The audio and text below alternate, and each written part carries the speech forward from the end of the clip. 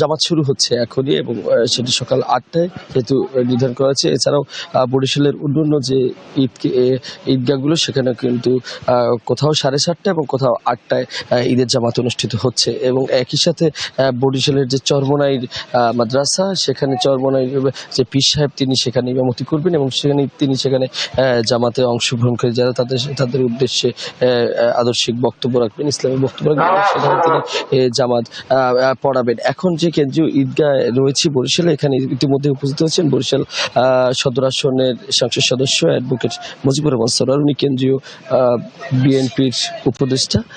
এছাড়াও বরিশাল বিভাগীয় কমিশনার, বরিশাল জেলা প্রশাসক, বরিশাল অন্যান্য প্রশাসক এবং যারা রাজনৈতিক সুশীল সমাজ যারা রয়েছেন প্রত্যেকেই কিন্তু এখানে এই নামাজে অনুষ্ঠিত যোগদান করেন এবং একই সাথে এখানে এবার অংশগ্রহণ করেছেন যেহেতু নারীদের জন্য আলাদা যেহেতু নামাজের ব্যবস্থা করা হয়েছে এখানে, সুতরাং এখানে কিন্তু ইতিমধ্যে উপস্থিত হয়েছেন বরিশালের যিনি প্রশাসক রয়েছেন অ্যাডভোকেট বিলকিস আক্তার জাহান শিরিন, তিনিও কিন্তু এখানে উপস্থিত হয়েছেন। এই তথ্যটি আমরা পেয়েছি। তবে একটি বিষয় সেটা হচ্ছে যেহেতু গতকালকে বৃষ্টি ছিল, আজ এখন পর্যন্ত বৃষ্টি নেই, তবে সকল ধরনের প্রস্তুতিগুলো তারা গ্রহণ করেছে এবং আপনি দেখতে পাচ্ছেন যে এখানে সকল শ্রেণী পেশার মানুষ একসাথে এই নামাজে অংশগ্রহণ করছে এবং ঠিক ৮টায় কিন্তু নামাজ শুরু হয়েছে। এরপর যেহেতু পশু কুরবানির বিষয় থেকে থাকে, এই কারণে কিন্তু ৮টার সময় নামাজ শুরু হয়ে গিয়েছে এবং আমাদেরকে এখানে যিনি প্রশাসক জানিয়েছেন যে সেটা হচ্ছে সকল ধরনের প্রস্তুতি গ্রহণ করা হয়েছে কিন্তু গত দুদিন আগে থেকেই এবং দুদিন আগে থেকে কিন্তু এই যে কেন্দ্রীয় ঈদগাহ তথা মাইজুদ্দিন ঈদগাহ এই প্রস্তুতি করার পরে গতকাল ঝড়ে একবার এই ঈদগাহর কিছু অংশ ভেঙে গেল, পরবর্তী তিনি কিন্তু খুব দ্রুত সময়ের মধ্যেই এটি সচল করে এবং নামাজের জন্য প্রস্তুত করে। আজকে আমরা যে দেখেছি যে নিশ্চিত নিরাপত্তার ব্যবস্থা কিন্তু রয়েছে এই ঈদগাহকে কেন্দ্র করে এবং আর্চওয়ে দিয়ে পরীক্ষা করা হচ্ছে, এরপর তাদেরকে ঈদগাহ প্রবেশ করতে দিচ্ছে। এছাড়াও কিন্তু অন্যান্য যে আইন শৃঙ্খলা বাহিনীর যারা সদস্য রয়েছেন, র্যাবের পক্ষ থেকে, পুলিশের পক্ষ থেকে আলাদা করে তল্লাশি ব্যবস্থা জোরদার করা হয়েছে এবং বিভিন্ন রাস্তার বড় চেকপোস্ট বসানো হয়েছে। বিশেষ করে নামাজে যারা এসছেন, যাদের কাছে কোনো ধরনের শপিং ব্যাগ রয়েছে, তাদের কিন্তু আমরা দেখেছি যে তল্লাশির আওতায় আনছে এবং তাদের সাথে কোনো আগ্নেয়াস্ত্র কিংবা কোনো বিস্ফোরক জাতীয় কোনো দ্রব্যটি আছে কিনা সে ব্যাপারে পরীক্ষা করে তাদেরকে এখানে মূলত প্রবেশ করানো হচ্ছে, সেটি আমরা লক্ষ্য করি। তবে এখন পর্যন্ত কোনো ধরনের ঝুঁকি নেই বা কোনো ধরনের কোনো ঝুঁকি কিংবা কোনো হুমকির কোনো ঘটনা নেই বিধায় বরিশালে নিশ্চিত নিরাপত্তার মধ্যে দিয়ে জামাতের অনুষ্ঠিত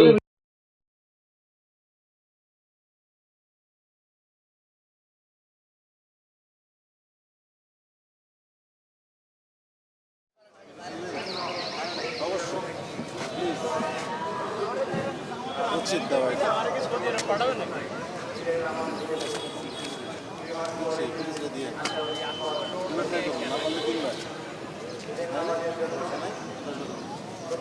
লাইভে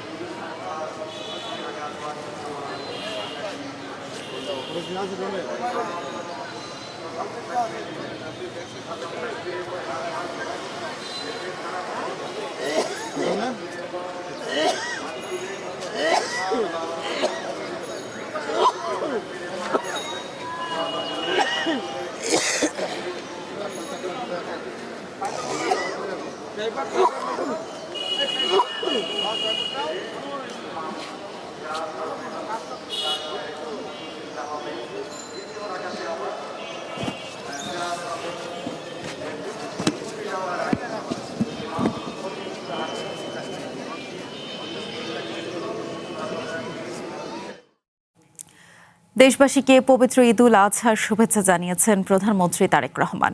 এক ভিডিও বার্তায় তিনি দেশবাসীর মঙ্গল কামনা করেন। কোরবানি দিতে না পারা মানুষদের সঙ্গে মাংস ভাগাভাগিরও আহ্বান জানান প্রধানমন্ত্রী। কায় মনোবাক্যে আল্লাহর দরবারে প্রার্থনা তিনি যেন আমাদের মাতৃভূমিসহ সমগ্র মুসলিম বিশ্ব ও মানব জাতির জন্য শান্তি, নিরাপত্তা ও স্থিতিশীলতা দান করেন।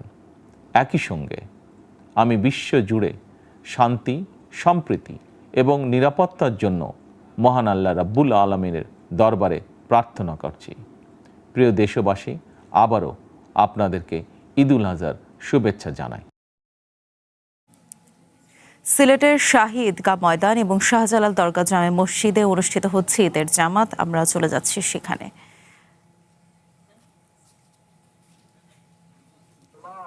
अल्लाह ने अपने दुआ के कबूल और मंजूर फरमाओ।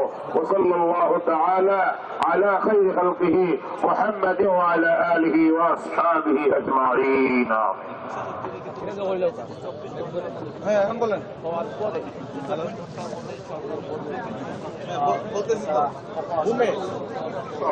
আসুন আমরা স্লোগান করি, নারায়ে তাকবীর।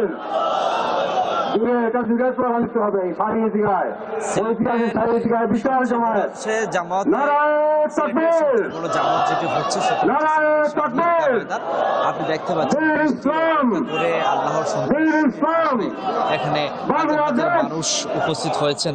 কিছুক্ষণ আগে বৃষ্টি হয়েছে, সেই বৃষ্টি অপেক্ষা করেই মানুষজন তারা ঈদের জামাতে অংশ নিয়েছেন এবং মহান আল্লাহ পাকের সন্তুষ্টির আশায় কিছুক্ষণ পর তারা যাবে বাসায় বাসায় কিংবা বাড়ি বাড়ি গিয়ে মহান আল্লাহর নির্দেশনা মতে পশু কুরবানি দিয়ে মহান আল্লাহ তাআলার সন্তুষ্টি লাভের আশায় সেই অর্জনটুকু তারা করবেন, যেন সব কিছু ত্যাগ তিতিক্ষা এবং অতীতের সব সুখ দুঃখ ভুলে গিয়ে নতুন করে নতুন ভ্রাতৃত্বের বন্ধন সৃষ্টি হয়, সেই আবহ তারা তৈরি করবেন বলে এখানকার যারা মুসল্লিরা এসেছেন তারা বিশ্বাস করেন। এই সিলেটের ঐতিহ্যবাহী শাহী ঈদগাহ হাজার হাজার মানুষ উপস্থিত হয়েছেন এবং এটি হচ্ছে সিলেটের সবচেয়ে বড় জামাত। এখানে কয়েক লক্ষ মানুষ একসাথে নামাজ পড়ার সেই সুযোগ রয়েছে। আপনারা দেখতে পাচ্ছেন এখানে প্রচুর যে মুসল্লিরা এসেছিলেন তারা ইতিমধ্যেই তারা বাসায় ফিরে যাচ্ছেন, কারণ কিছুক্ষণ আগেই এখানে জামাত শেষ হয়েছে। তখন ঝুম বৃষ্টি ছিল, সেই বৃষ্টি অপেক্ষা করে মানুষজন এখানে উপস্থিত হয়েছেন এবং তারা মহান আল্লাহ তাআলার সন্তুষ্টি লাভের আশায় নামাজ আদায় করেছেন এবং এরপরে যে ত্যাগ আছে অর্থাৎ মুসলিম উম্মার যে নির্দেশনা আছে সেই নির্দেশনার মধ্যে তারা কুরবানি পরিচালনা করবেন এবং এরপরেই সেই ফেরি পরিচালনা করার মধ্যে দিয়ে তাদের এই কুরবানি সম্পন্ন করবেন। এই ছিল সিলেট থেকে আমার কাছে সব শেষ।